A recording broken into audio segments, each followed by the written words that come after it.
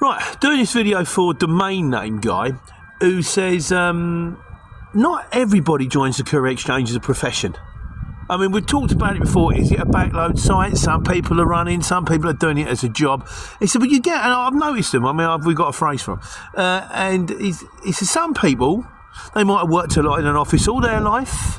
They are fed up with the office work. They're kind of ready to retire, or they're ready to semi-retire.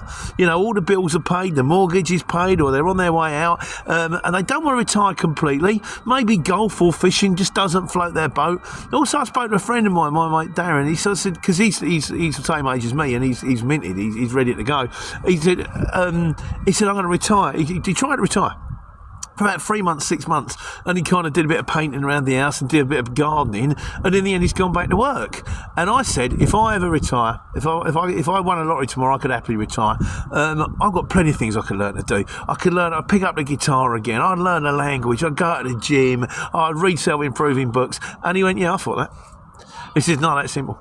You sit around and you think, I'm not producing anything, I'm not doing something. So sometimes it's that desire to keep going. And he said, and domain name guy says, you know, these people, they can afford a decent van. They're not worried if the van's off the road for a few days. You know, if they want to take time off, they don't have to try and book it in with work. They can just go park it up. You've got the freedom, haven't you, really? Work when you want, don't when you don't. And this is a very appealing thing. And I have met a few people when I've been at delivery points, turning up in Luton's, going, yeah, we joined because of you. I joined because of you. And you look at them and you think, when did you join? Oh, I just asked you. And you think, really?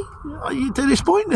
Is it not time to sort of put your feet up and have a rest? But they went, no, it's handy. And there are things about it. You get out. You tour the country. This is the good things. Don't get me wrong. It's not a bed of roses. No one's going to give you £1 million, you know, and you get out what you put in. I've always said that. But there are advantages to it. You see the country, you meet people.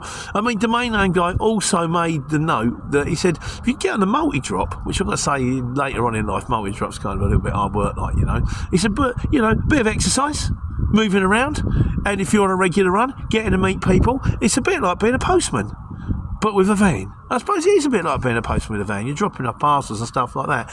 But the thing is, I mean, we're all talking about the seriousness of the exchange, and is it a backload site, and is it making money? I think for a lot of people out there, they're not really in it for the dough. They're kind of in it, not so much a hobby, but beer money. We used to call them Uncle Alberts. I used to see them put out the BMW, and these guys, I called them Uncle Alberts because they drove a little van and had a cap on and a white beard. They looked like Uncle Albert. Oh, all right, son. Yeah, okay, son. And it was like, and they're all like three of them standing around with their flasks, having a cup of tea, drinking, and thinking, I suppose near the end you could find worse things to do, couldn't you, really? So there's your Courier. That's it. Is the Courier Exchange all about just about making money?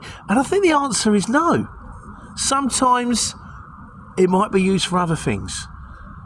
Put the comments in the Q&A. You can put it in the comments if you want. We'll discuss it on Sunday. In the meantime, take care. And if you're one of the Uncle Alberts, just take a little bit of money.